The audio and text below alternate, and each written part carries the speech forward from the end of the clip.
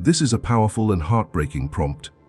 While there is no single, famous story from 1859 with that exact title, the details you've provided are a haunting echo of the realities faced by countless enslaved women.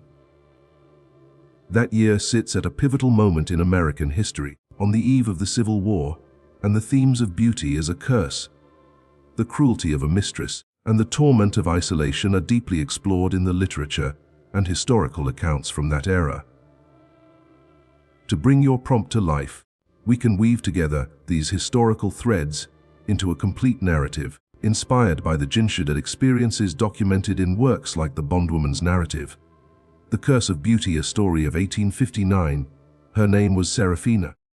On the Wheeler plantation, they said her skin was the color of fertile soil after a spring rain, and her eyes held the kind of light that made men stumble and women look away. In 1859, such beauty was not a gift for an enslaved girl. It was a perilous burden. Seraphina was the lady's maid to Mistress Lillian, a woman whose own faded prettiness was propped up by silks and powders. Seraphina's flawlessness was a silent, daily insult she could not scrub away.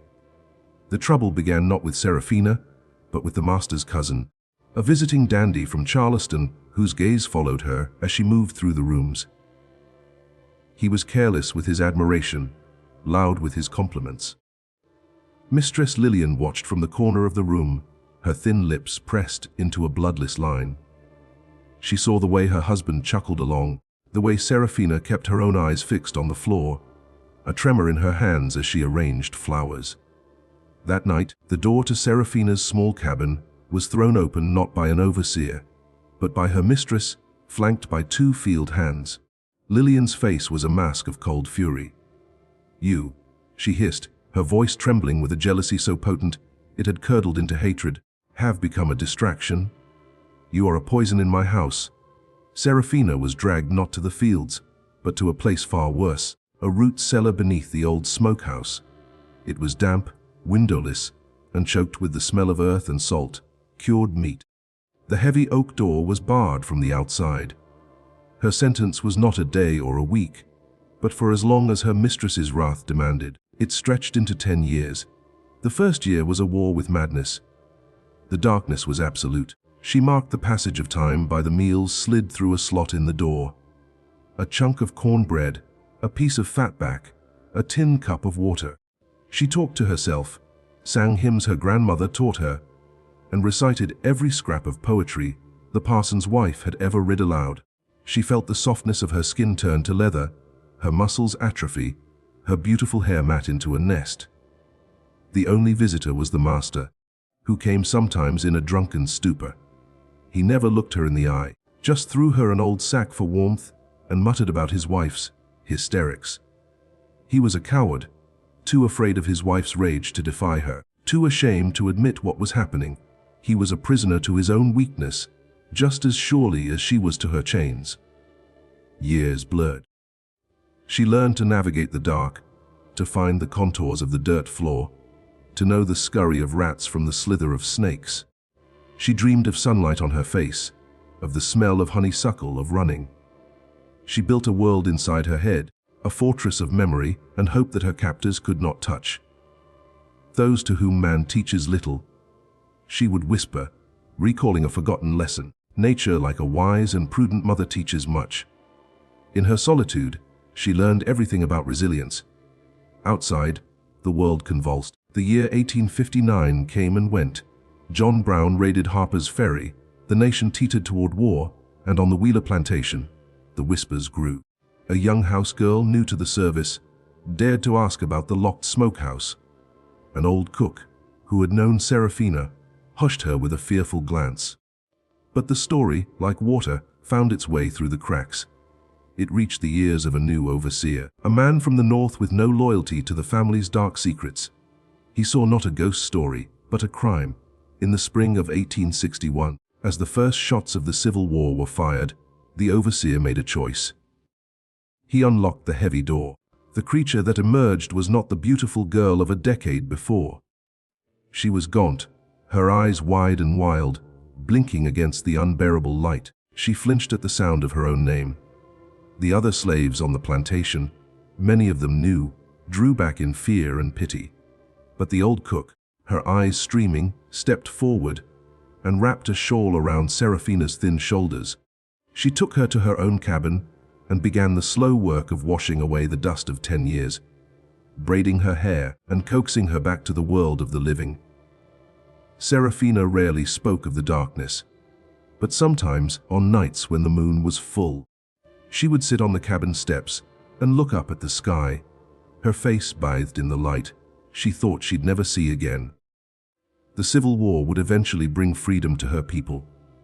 But for Seraphina, freedom had come the day she remembered the sun on her face and decided, even in chains, that her soul would never be locked away. The beautiful black girl had been hidden from the world, but the world could not extinguish the light within her. Seraphina's body healed faster than her mind. The welts from the chains faded, replaced by the silvery scars of old wounds. The cook, a woman named Mabel who had once braided Seraphina's hair before Sunday services, fed her small portions of warm grits and broth, rebuilding her strength one spoonful at a time. But the darkness had carved channels into her spirit that sunlight could not easily reach. She startled at shadows. The clang of the dinner bell sent her scrambling under the bed, her body remembering the terror of the bar sliding across the door before her mind could catch up. She hoarded food in secret pockets sewn into her skirts, unable to trust that the next meal would come. At night, she lay rigid in her narrow cot, listening to the sounds of the cabin, the soft breathing of Mabel, the crackle of the dying fire, waiting for the silence that meant something terrible was about to happen. Mistress Lillian did not come near her. The mistress had aged terribly in 10 years, her face pinched and sour, her hair gone completely white. She moved through the big house like a ghost herself, ignored by her husband, feared by the remaining house servants. The master was rarely home, spending his days in town, drinking with other planters who spoke in hushed, angry tones about the war and the future of their way of life. The young overseer, a man named Caleb Wright, kept his distance but watched over Seraphina with a quiet vigilance that bordered on guilt. He had unlocked the door, yes, but he had also known about her imprisonment for months before finding the courage to act. That knowledge sat heavy on his conscience. One afternoon, he found her sitting by the creek that bordered the cotton fields, her feet bare in the cold water, her eyes fixed on the horizon. "Miss Seraphina," he said softly, not wanting to startle her. She turned slowly, her movements deliberate, as if she had to remind herself that she could move freely now. "Mr. Wright." He sat on a fallen log, keeping a respectful distance. "I wanted to ask you something. About before. About what you endured." Her gaze returned to the water. "Why?" "Because I think the world should know. Because what happened to you was a sin against God and man, and hiding it serves no one but the sinners." She was silent for so long he thought she wouldn't answer. Then, in a voice as thin as winter light, she began to speak. She told him about the first days when she screamed until her throat bled and no one came. She told him about the rats and the cold and the way she learned to sleep sitting up because lying down made her feel buried alive. She told him about the master's furtive visits, bringing not kindness but shame, his eyes always averted, his hands trembling as he dropped her rations through the slot. He was not evil, she said quietly. He was weak, and weakness in a man who holds power over others is its own kind of evil. Caleb wrote it all down in a small leather book he carried in his pocket. He wrote through the evening until the light faded and the first stars appeared. When he finished, he looked at her with something like awe. "You have survived something that would have broken most people," he said. She shook her head slowly. "I did not survive because I was strong. I survived because I refused to let them take the last thing I owned. My mind, my memories, the face of my mother who was sold when I was 7, the sound of my grandmother's laugh. They could chain my body, but they could not reach those things. Those things were mine." The war came closer. Union soldiers were seen in the next county. Plantation families began to flee, packing their silver and their slaves into wagons, heading south or west, anywhere the fighting hadn't reached. The Wheelers were among the last to go. Master Wheeler had suffered a stroke, and Mistress Lillian refused to leave without him. Though she made no secret of her wish that he would simply die and spare her the trouble. On the night they finally fled, something remarkable happened. Mistress Lillian, alone and desperate, appeared at Mabel's cabin door. She looked old and broken, her fine dress stained with travel dust, her eyes darting and fearful. "I need help," she said, her voice stripped of its former haughtiness. "My husband cannot walk. The servants have all run off. I have no one." Mabel stood in the doorway, blocking the entrance.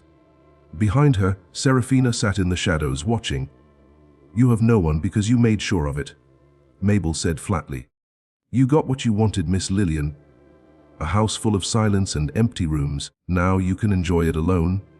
Lillian's eyes found Seraphina in the darkness. For a long moment, the two women looked at each other. The mistress and the slave, the jailer and the prisoner. 10 years of darkness stretched between them. Seraphina rose slowly and walked to the door. She was taller than Lillian now, and though thin, there was a steadiness in her gaze that had not been there before. She looked at the woman who had stolen a decade of her life, who had locked her away for the crime of being beautiful, who had fed her like an animal and forgotten her like garbage. Lillian's lips trembled. "Seraphina, please, I know what I did was what?" Seraphina's voice was calm, almost curious. Was justified, was necessary, was the act of a woman protecting her home. "No, it was cruel, it was evil, I was jealous. I was sick with jealousy and I took it out on you." The words tumbled out, raw and desperate. "I have lived with that every day. Every night, I hear you screaming in my dreams. I see your face in every shadow." Seraphina studied her for a long moment. Then she stepped aside. "Bring him in," she said. Mabel gasped. "Girl, you cannot. Bring him in," Seraphina repeated.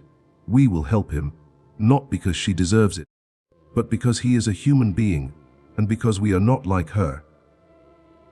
They carried Master Wheeler into the cabin and laid him on a pallet by the fire. He was a shell of the man who had once ruled the plantation, his face slack, one arm useless at his side. Lillian hovered uselessly in the corner while Mabel and Seraphina worked, cleaning him, feeding him broth, making him as comfortable as their meager supplies allowed. When dawn came, Union troops arrived. They found the big house empty, the fields fallow, and a small cabin where 4 people sat in uneasy proximity. 2 black women who had been enslaved, 1 broken master, and 1 broken mistress who had done the enslaving. The Union officer, a young major from Ohio, listened to Caleb Wright's account with growing horror. He looked at Seraphina, then at Lillian, and his face hardened. "Arrest her," he said, pointing at Lillian. "Charges of kidnapping, false imprisonment, and crimes against humanity." As the soldiers led Lillian away, she looked back at Seraphina. There was no hatred in her eyes now, only a vast, empty confusion, as if she could not understand how the world had turned so completely against her. Seraphina watched her go. She felt nothing. No triumph, no satisfaction, no forgiveness. Just a vast, quiet emptiness where the hatred had once lived. In the years that followed, Seraphina became something of a legend. Caleb Wright published her story in a northern newspaper, and it was reprinted across the country. She was invited to speak at abolitionist meetings, though she rarely accepted. When she did speak, people came from miles away to hear the woman who had spent 10 years in darkness and emerged with her soul intact. She never married. She never had children. She lived quietly in a small house in a free black community in Ohio, supporting herself by taking in sewing and telling her story to anyone who asked. She became a kind of living monument to the horrors of slavery, proof that the institution could not only break bodies, but could twist souls into shapes that barely resembled human. Sometimes, late at night, she still sat on her porch and looked at the stars. The darkness no longer frightened her. She had spent so long in it that it had become a kind of friend, a teacher, a crucible, in which she had been forged into something hard and unbreakable. She thought often of her mother, sold away when she was 7, and her grandmother, whose laugh she could still hear in her memory. She thought of the songs they had sung, the stories they had told, the love they had given her in those brief, precious years before the chains. She thought of all the others still in darkness, waiting for someone to unlock the door. And she prayed, not for revenge, not for justice, but for the strength to keep telling the truth, so that the world would never forget what it had done and never dare to do it again. The war ended. Freedom came. But for Seraphina, freedom had always been something deeper than laws and proclamations. It was the light in her own mind, the memory of her grandmother's laugh, the stubborn refusal to let anyone, not even the woman who had locked her away, define who she was. She lived to be 87 years old. When she died, they found a small leather book among her belongings. It was Caleb Wright's original account of her story, written in his careful hand, with a final entry added in her own shaky script. They locked me in darkness for 10 years. They thought the darkness would destroy me, but I carried my own light. And in the end, that light outlasted their darkness, and it will outlast all darkness forever. This is the only victory that matters. Beneath it, she had written a single word, free.